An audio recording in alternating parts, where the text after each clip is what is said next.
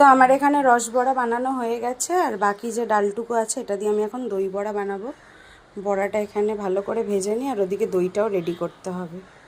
অল্প করেই রসবড়াটা করেছি, বাকিটা এখন দই বড়া হবে।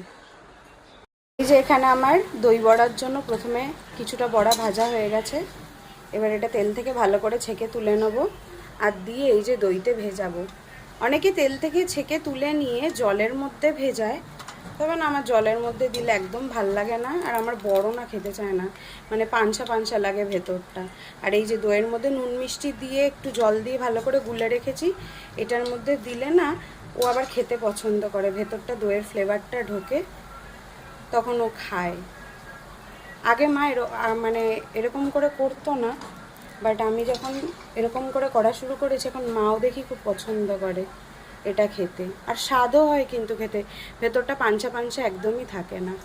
দোকানে যদিও জল দিয়ে করে, মানে জলের মধ্যে ভিজিয়ে রাখে, তারপরে জল থেকে তুলে দই দেয়।